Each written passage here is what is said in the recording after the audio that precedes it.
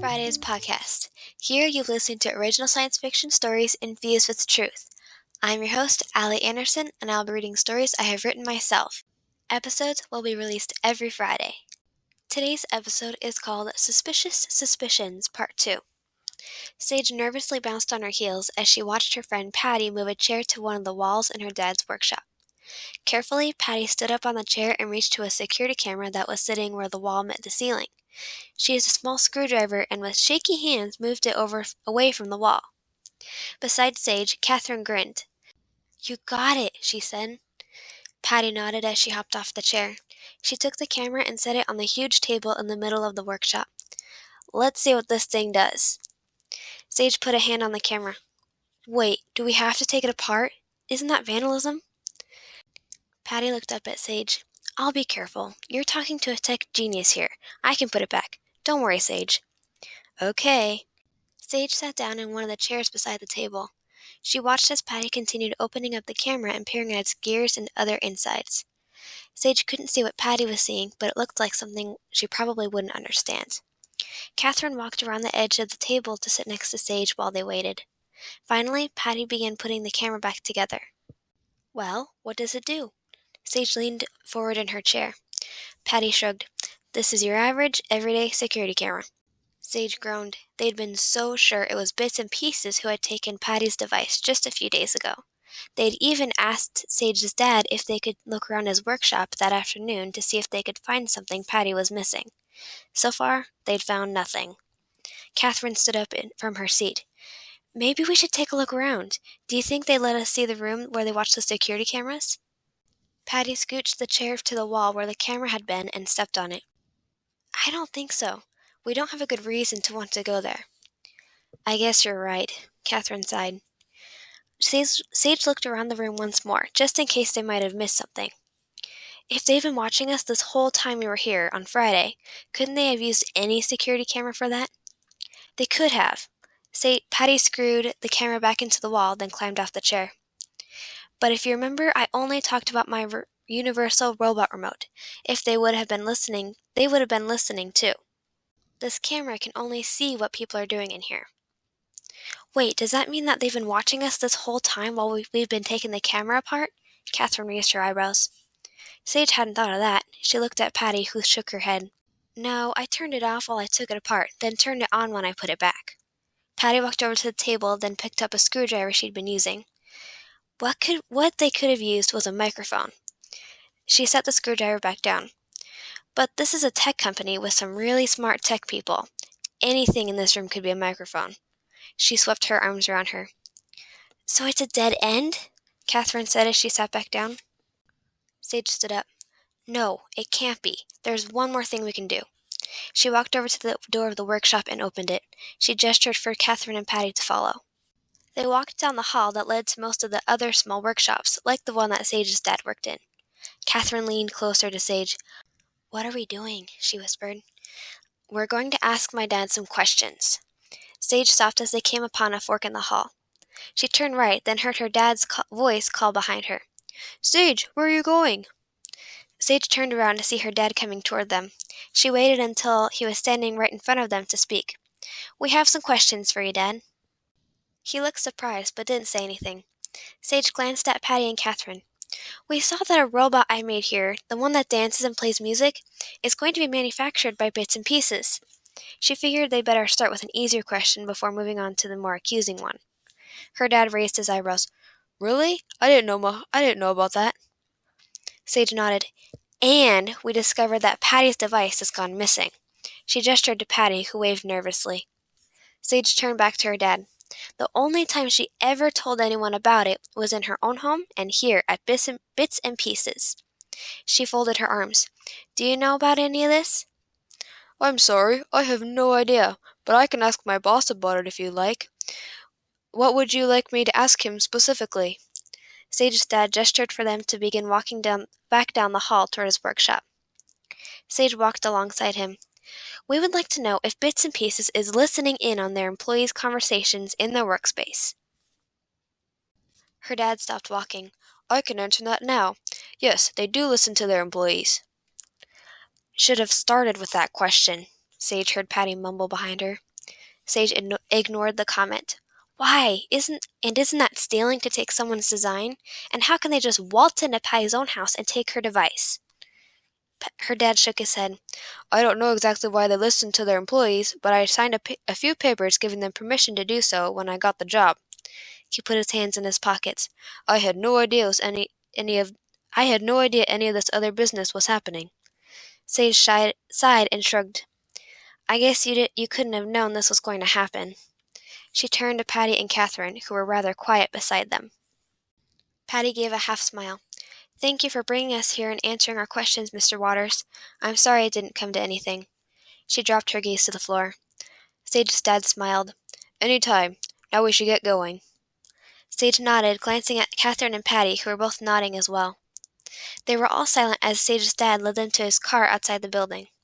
Sage felt awful that her own dad's company had taken her idea for a robot. It was even worse that they had stolen Patty's device. But what was the most frustrating was that they didn't have any evidence to prove any of this. As they all climbed in the car, Patty broke the silence. Thanks for trying, everyone. It was worth a shot. Kathryn nodded.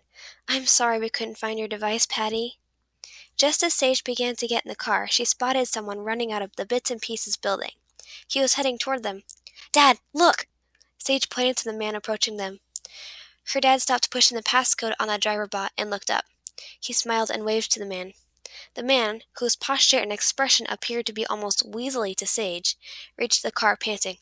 Waters, Mr. Bentley needs you, he said between breaths. Sage looked over to her dad, who looked from Sage and her friends, then to the man. I'll be right there, Mr. Freeman. He turned to the girls. My boss needs me for a minute. Can you three sit in the car while I step inside? Sage exchanged a look with Kathryn and Patty. This was their chance to investigate further inside Bits and Pieces. Sage jumped out of the car. Can we come too? I'd like a chance to stretch my legs a bit before we drive all the way home. Kathryn got up beside Sage, nodding. I thought our houses were only 10 minutes away, she muttered to Sage. Sage ignored her. She gestured for Patty to follow. Her dad glanced at Mr. Freeman, then shrugged. Okay, come on, let's make this quick. Sage, Kathryn, and Patty followed Sage's dad and Mr. Freeman as they walked inside. Patty pulled Sage and Kathryn back as they began walking toward the building. Are we going to try to find the security room now to see if they were listening to us on Friday? Sage shook her head, keeping one eye on her dad ahead of them. I don't think we have to, because my dad already said that they do listen to people in the workshops. Kathryn frowned. Then why are we going inside while your dad talks to his boss? Because we need to do some snooping. Sage began heading toward the building where her dad had just walked in. Patty came alongside Sage. What kind of snooping? The kind that might get us into trouble if we're not careful. Behind them, Kathryn groaned. I don't like the sound of this. Maybe I should stay in the car. Patty flipped around and began walking backward. You don't have to, Kathryn, but we may need your help. Right, Sage? She turned around and began walking forward again. Sage nodded. Yeah, we won't put any pressure on you to do anything that you don't want to do, but we may need a good lookout. Kathryn came up to the other side of Sage. She sighed. That's what they say in all the movies to the person who doesn't want to participate. Sage exchanged a look with Patty, who shrugged. I'll come along, Kathryn said, sounding reluctant as they walked inside the building. Inside, Sage's dad was waiting by the elevator and talking to Mr. Freeman. When he saw Sage and her friends, he smiled and pushed the up button on the elevator. When the elevator arrived, they all piled in. Mr. Freeman reached around the girls to push the button for the 5th floor, the top floor. Sage glanced around the elevator, trying to think about something else other than the silence that seemed to be screaming in her ears. She tried to think about what kinds of things they would do once they got off. And most importantly, what they would do to get away from her dad. Finally, the elevator's doors opened to make way for the top floor. Sage was the first to get out. She flipped around and looked at her dad. We don't want to interrupt your meeting with your boss, Dad, so we'll just stand here in the halls. Out of the corner of her eye, Sage saw Patty and Kathryn raise their eyebrows. They were getting to know Sage too well. Sage's dad nodded.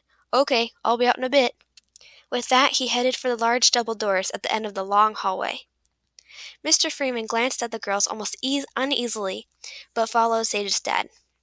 When they were both inside the office, Sage turned to Kathryn and Patty. Kathryn looked like she was going to be sick. I don't think we should be doing this. Why can't we just stay here like we're supposed to? You can just stay here if you want, Kathryn.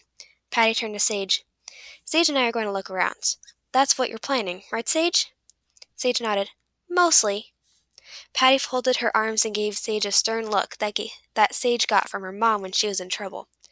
Well, now's the time for you to tell us your plan. What are you thinking? Sage looked around the hall. She glanced up toward the ceiling for any security cameras. There was one on each corner. I can't tell you now. If they can listen to us in my dad's workshop, then they can listen to us anywhere else. Just follow my lead. Patty sighed. All right. Sage smiled, then turned around. The top floor of the Bits and Pieces Tech building was much like a regular office building, except for some reason every single office was empty.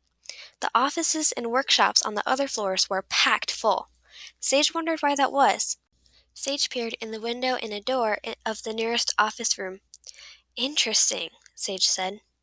Patty came closer to see the inside of the office that Sage was looking in. What's in... Oh. What is it? Kathryn sounded exasperated. Sage turned to Kathryn. All these offices are dark, like they're empty and no one's inside. But there are people sitting in every one of these rooms. They're not moving. Kathryn shuddered. Something creepy is going on here. Why would they sit in a dark room and not do anything? Are they okay? Patty looked inside more of the offices. Finally, she faced Kathryn and Sage. I don't think these are people. Sage frowned. What do you mean? Well, as Kathryn was just saying, no person in their right mind would sit in a dark room like that. And for one thing, Bits and Pieces Tech has some skilled engineers and technologists. These are human-like robots. Patty's face was a perfect mixture of disturbed and amazed. Sage put a hand on her chin, thinking. Which would make sense why they would want your remote. Didn't you say it could control robots? They're probably using it to control these. She gestured to the offices. Patty nodded. I wonder if they're going to try to replace their workers with these robots. Kathryn raised her eyebrows. But that would mean so many people will go out of a job in Scandium. So many of the people here are employees of Bits and Pieces. The town would practically go bankrupt. Sage began walking toward the giant double doors. We need to tell somebody. We have to stop them. Wait, Sage, what about finding my remote? Patty put a hand on Sage's shoulder just as she reached for the doorknobs. Sage hesitated. If we can stop this plan before it begins, we can probably get your remote back quicker. Just as Sage began opening the door to her dad's boss's office, the door swung open. Sage jumped back in surprise. Her dad did a double take when he saw her standing there. Are you ready to go? Sage stepped back as he and Mr. Freeman came out of the office. She glanced at Patty and Kathryn, then nodded. Yeah, she squeaked. For some reason, she suddenly didn't feel like stopping Bits and Pieces Tech's sinister plan, especially when she saw the way Mr. Freeman glared at her. Sage walked behind her dad and Mr. Freeman as they headed for the elevator. She joined Patty and Kathryn. Patty raised her eyebrows at Sage, then gestured to Sage's dad and Mr. Freeman in a silent question. Sage shrugged in reply. She honestly wasn't sure why she felt nervous to tell someone about the robots. Kathryn began walking ahead of them, and Sage wondered what she was doing. Mr. Waters, Sage has something she wants to tell you. Sage's heart nearly leaped out of her chest. Her dad turned to her expectantly, and Mr. Freeman gave her an even harder glare. Sage scuffed the toe of her shoe on the floor, thinking of what to say. Well, it's just, we were standing here in this hall, and we thought it would be nice to ask Mr. Freeman here if he knows what might have happened to my universal robot remote, Patty said, interrupting Sage so suddenly that it made her jump. Sage's dad turned to Mr. Freeman, who looked from Patty to Sage, his face giving away no emotion. I have no idea what you are talking about. He looked away from the girls. Mr. Waters, I am sorry we have interrupted you before you went home. I hope you have a lovely evening. He patted Sage's dad's shoulder, then pushed a button on the elevator, making it stop on the nearest floor. Mr. Freeman got off the elevator and walked away. Patty leaned closer to Sage. Now's your time to say something about the robots. Sage nodded. It was now or never. After all, how could anyone be listening to them in an elevator? Dad, we saw something on the top floor. We think Bits and Pieces Tech is up to no good. Her dad frowned. Sage, you know better than to go snooping around in a place where you don't belong. Sage shook her head. But I know you girls mean well by trying to find the gadget, but I'm sure you all know better than to make assumptions about things. Sage opened her mouth, then closed it again. She looked at Kathryn, whose shoulders drooped. She saw Patty fidgeting with the edge of her sleeve. Bits and Pieces was going to completely remove all the jobs in Scandium, and Sage's dad wasn't going to do anything about it. Maybe he was even part of the plot. Maybe that's what his boss wanted to talk to him about. Her own dad's boss was planning to backstab many of the citizens of Scandium, and had her dad as an accomplice. It made Sage feel sick. No one spoke for the rest of the car ride as Sage's dad dropped Kathryn and Patty off at their houses. Sage, her dad said after Patty and Kathryn had both been dropped off, it is nice of you to try to help your friend. You had a good intention, but it was not necessary for you to poke your nose into something that is not your business. So you're going to let Bits and Pieces remove the jobs of so many people in this town? Is that why they transferred you? Sage couldn't help the suspicion seep into her voice as she looked out the window at the houses in the neighborhood as they passed by them. This is not what Bits and Pieces is trying to do. They are simply testing things out on the top floor. I am not allowed to say what their plans are, but they are for the greater good of the community. That's the trap about assumptions that I was trying to tell you, Sage. They pull you in and won't let you free until you're suspicious of everyone and everything. The driver bot pulled the car up to Sage's house and turned into the driveway. Sage sighed. She still wasn't so sure if what her dad said was true, but for now they were at a dead end. There was nothing else she could do about it. The next day, Sage met Patty and Kathryn in the middle school's main hall, like they'd been doing for the last couple days. It had become a usual routine that they had gotten into since Sage became friends with them. They smiled at each other but didn't say anything. As they began walking to their first class of the day, Patty spoke up. Listen, about yesterday. I'm sorry my gadget caused so much ruckus. But thank you both for trying to help me find it. She shrugged. It looks like it's gone for good. I'm hoping it'll turn up somewhere I haven't looked yet. Kathryn nodded. That's what I think will happen. Sage smiled sadly. I'm the one who should be sorry. It was all my idea to go on this wild goose chase to Bits and Pieces Tech. My dad told me yesterday that I shouldn't make assumptions about things because they make you suspicious of everyone and everything. I guess he's right. Patty patted Sage's shoulder. I think he is. All this time we were making assumptions about a company that has done a lot of good for Scandium. We should probably find ways to help them, but what we did was cause trouble. Kathryn stopped walking. What if we did do something to help them? Sage turned to Kathryn. Like what? Suddenly Kathryn's face lit up. I know, we should bake a big batch of cookies and bring them all to all the employees. Patty grinned. I like it. I can get Rosie to help us. Sage nodded. She was thankful that she had met such good friends so fast in her new town. She couldn't wait to see what was ahead of them. The end. Thank you so much for listening to the 4th episode of the Sci-Fi Fridays podcast. I hope you are enjoying the story so far. Today's question of the day is, if Rosie the robot had a little brother bot, what would his name be? You can answer this question using the link in the description for this episode, or type allieanderson.com/sci-fi-fridays-suspicions-part 2. I can't wait to hear from you. Until next Friday, this is Allie Anderson signing off.